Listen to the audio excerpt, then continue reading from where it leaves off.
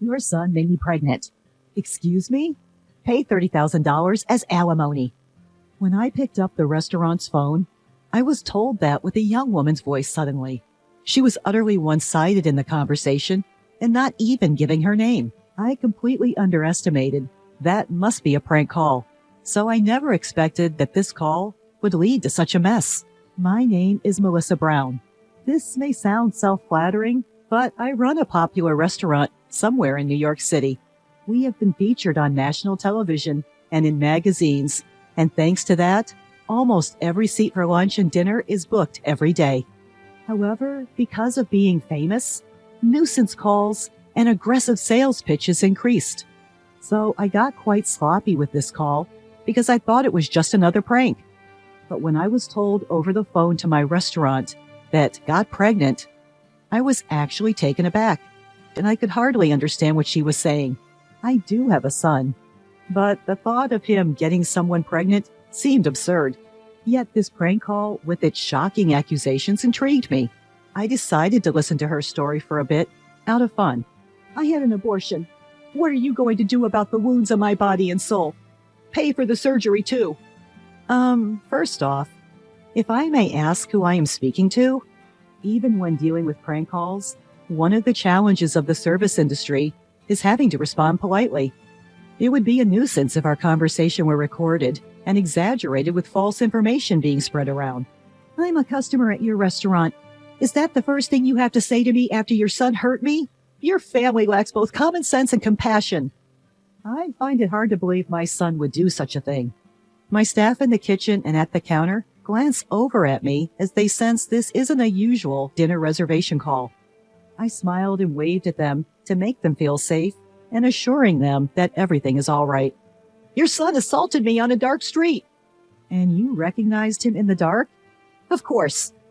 But are you sure it was my son? Don't play dumb. I'm absolutely certain. It was your son who lives with you. I've been so scared since then. I even can't go out alone. What are you going to do about this? She started detailing how the assault had happened. I think you might be mistaking my son for someone else. But this seems like a serious matter. Can we meet in person to discuss it? Most people who make prank calls like these tend to shy away from meeting face to face. So suggesting a meeting is a good way to get them to back down. In the beginning, I was merely entertaining her call out of fun. But as it seemed to be dragging on, I proposed the meeting to end the call soon. You saying, meet with the criminal's parent? How dare you suggest that kind of thing to a victim? But I'd like to verify your story in person. Are you saying I'm lying? That's not what I mean. To be honest, I wanted to say, you're lying, aren't you?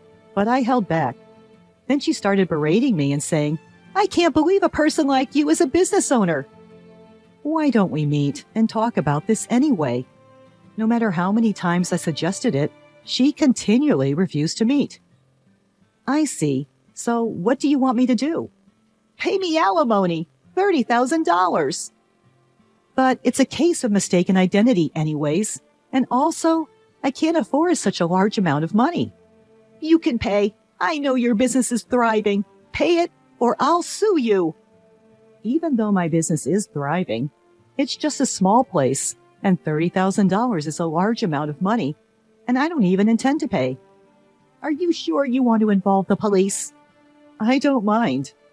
At my unhesitant response, the woman fell silent for a moment. If my son truly did such a thing, I should hold him accountable as a parent, but I don't think he did. You're pretty confident he didn't do it, huh? Maybe you should have some doubts about your own son. I would believe it if there was evidence. Do you have any? Evidence? I'd be troubled if you asked me for money without any proof. There was silence on the other end of the phone as the woman seemed to be contemplating something. If there's no proof, I'm hanging up. I said that and trying to end the call. Then, hold on. If there's evidence, you'll pay the alimony, right? Well, I would consider it. Then wait, I'll bring the evidence. With that, she hung up the phone almost as soon as she had finished speaking. Owner, are you all right? There's no problem. It's just a prank call. One of my employees, Mr. Murphy, voiced his concern, so I reassured him like that. There's no way she has any proof, so I don't expect she'll call back again. But I have an uneasy feeling that she might barge in and cause a scene at the restaurant. In the evening, while preparing for dinner, I had completely forgotten about the phone call. Mr. Murphy ran up to me, holding a manila envelope in his hand, with his face as pale as a ghost. "What's the matter? It's not like you to run in the restaurant." "Owner, this came." What he handed me was a letter. "Ms. Melissa Brown, I was assaulted and impregnated by your son. Please transfer $30,000 as alimony." Written below were the bank transfer details, and the recipient's name was Karen Williams. Mr. Murphy was pale and disturbed because he was the first to see the contents of the unsealed and unsigned letter. "Calm down. But you know my son, right?" Hearing this, he seemed relieved. There was something else in the envelope. I pulled it out, and it was a pregnancy test. What's that?" This commotion attracted the other employees. All of them seemed taken aback. Could it really be the owner's son? Some employees gave me a contemptuous look, but they were quickly convinced when I explained. I put away the things that had been sent on my desk and returned to my usual work. A few days passed without transferring any money, but during this time, there was an unsettling incident. "Owner, this came again." Mr. Murphy came with the manila envelope in his hand and looking fed up. "I see. Check the contents and put it away in the usual place. Recently, these harassing letters have been dropped in the restaurant's mailbox many times a day. Are you planning to run? Pay up. The owner is a parent of a criminal. Her son got a college girl pregnant and didn't even apologize. The owner of this restaurant is a heartless and cruel woman with no sincerity. Irresponsible, overprotective, toxic parent. It's your fault your son became like that. Take responsibility. I'll make sure no customers come to this restaurant. It's for the good of the world, for the good of the people. I wonder what would make customers stop coming to a restaurant. Like those restaurants where they put that greasy, black, and disgusting thing in the food. I wouldn't go there again, that's for sure." The content escalates progressively, and the last part is practically a threat. Thankfully, no claims have been made that anything is actually in our food.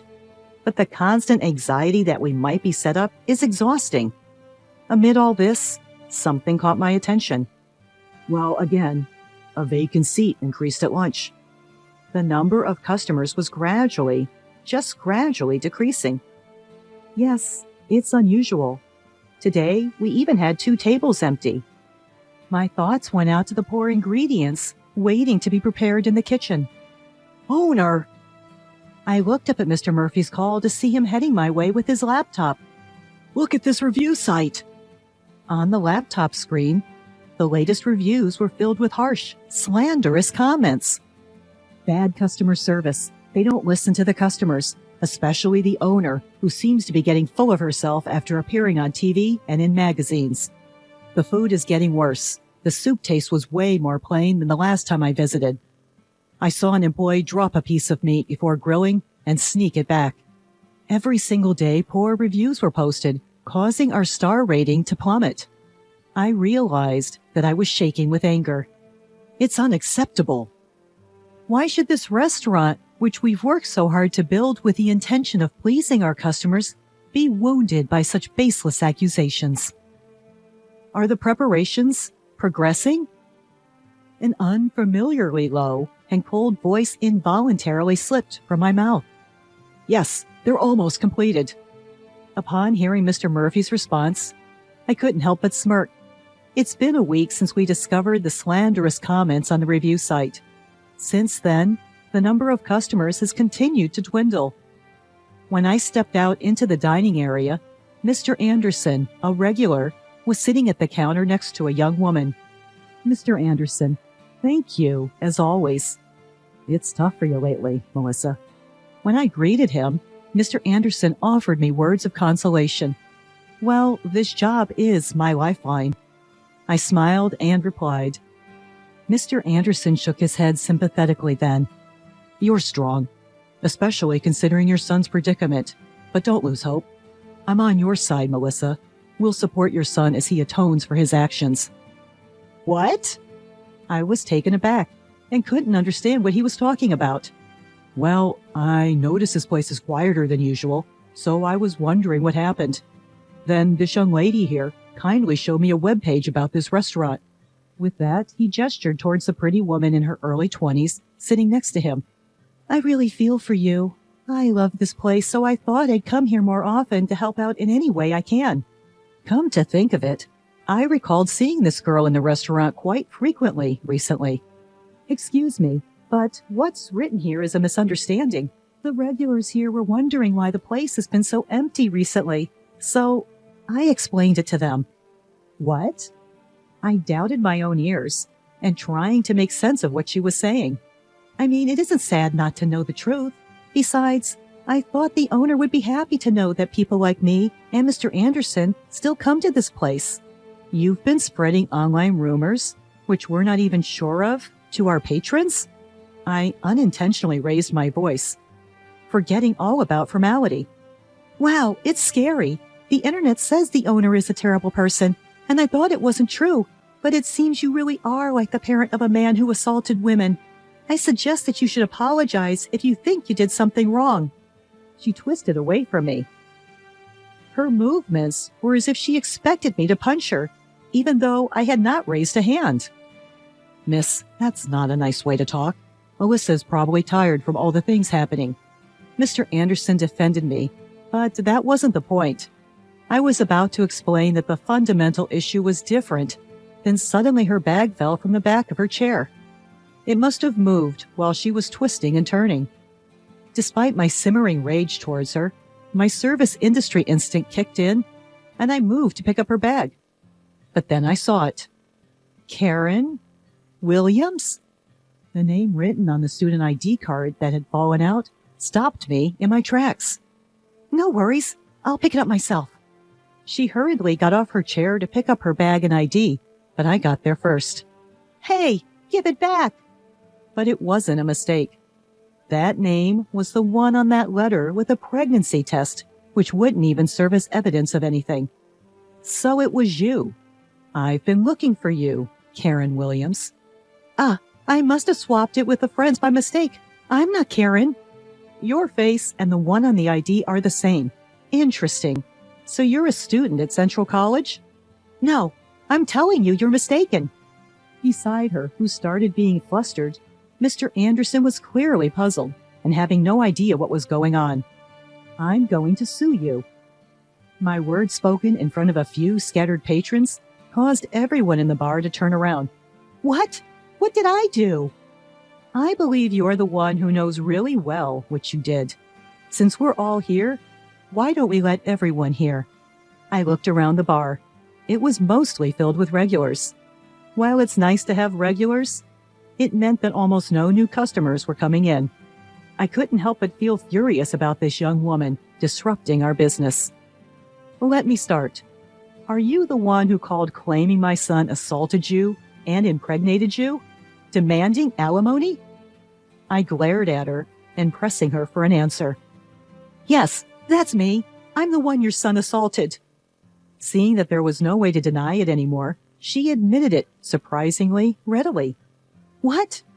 You want to embarrass me in front of all these people? This could backfire, you know, considering the reputation of your bar.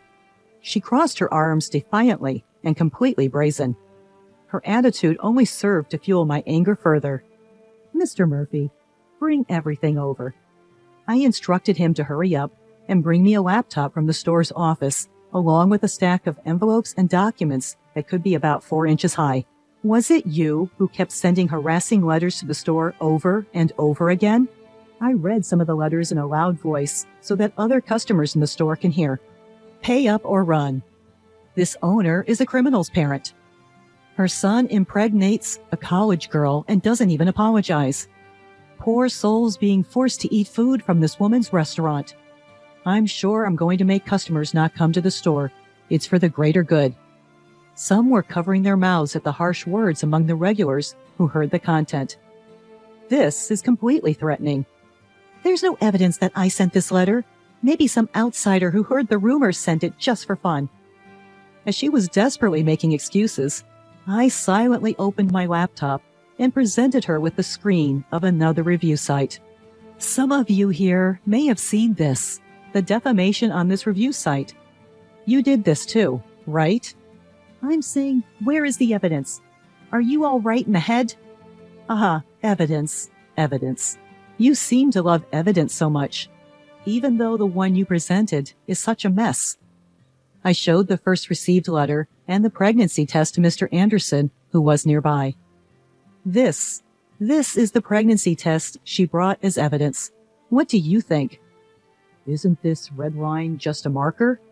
Even my old eyes can see that. The customers who were listening started to buzz. But this might not prove that I was assaulted, but it doesn't prove that I'm wrong either. No matter what happens, she is insisting and shouting angrily that she is the victim. I was assaulted by your son. He said it himself. It's disrespectful to doubt that. The customers are whispering in hushed tones and seems not sure whom to believe. Since I, the victim, am saying it, it must be absolutely true. She started to cry as if to attract sympathy. Well, I'll prove it then. My son? He's 3 years old yet.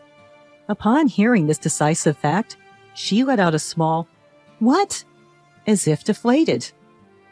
My son may be a bit rambunctious and strong for a 3-year-old, but there's no way he could assault you. No way. I know you have a big son. You live together, right? I even have a picture. I heard you talking about dinner. Saying that, she pulled out her smartphone and showed a picture of what looked like a young man talking to me at the back door of the store. Oh, isn't that Taylor? See, you do have 2 sons. Perhaps regaining confidence from correctly naming the person in the photo, her tone increased. That's not correct. I immediately denied what she said. Then, who is this person? Don't tell me he's your lover, having an affair with a younger guy, and then that guy impregnates a college girl? What a scandal! Not only is your store done for, but your marriage too.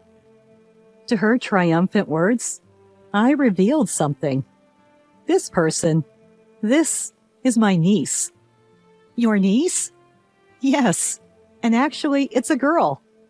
I explained that my niece is tomboyish and is often mistaken for a boy, even as an adult. She's a college student, and as she boards at my place, I ask her to cook dinner and pick up my son as a form of rent payment. If you need evidence, want me to bring her in person for you to check? I told this to her, who stood there shocked and seemingly unable to hear me. By the way, I've already gathered all the evidence about the harassment letter and the posts on the review site. Evidence? No way. She seemed like she might collapse any second and turned to face me weakly. I've already consulted with the police and my attorney. I explained step by step the preparations I've made with the help of Mr. Murphy, one of my employees. The first piece of evidence was a letter from her with fingerprints that matched those on the harassment letter. All posts on the review site were confirmed to be from the same person after a disclosure request. With no way out, she sunk to the floor as she drained. You were just saying that it's better to apologize quickly if you've done something wrong, weren't you? She mumbled something while looking pale and looking down, but I couldn't make out whether it was an apology. I will contact the police about you. I'll inform your parents and your college as well. Be prepared for a lawsuit for emotional distress damages. No, please don't do that. I'm still a student. Please spare me. You may be a student, but you're an adult, over 18 years old. You will take responsibility for your actions. I can't handle that. Please, stop. Subsequently, I filed a criminal complaint against Karen Williams for defamation and business obstruction, as well as for damages to the shop. Apparently, she had always been a big spender, buying brand bags and clothes on credit, and ended up committing these crimes after she was unable to make her payments. As a result, she was expelled from her college. This incident even made the news, and I've heard that now she is the one who has been receiving harassments after her personal information was exposed. through my lawyer, all the slanderous posts on the review site were deleted. The uproar unexpectedly turned into a positive result as it cleared up the misunderstandings among my regular customers. Now, the number of customers has returned to normal. While the incident did deter new customers, there were almost no regulars who left, even despite all the lies that Karen had been spreading. There is no doubt that it was pleasing to know that her claims weren't taken at face value. Moving forward, I aim to continue running the restaurant to meet the trust of my customers.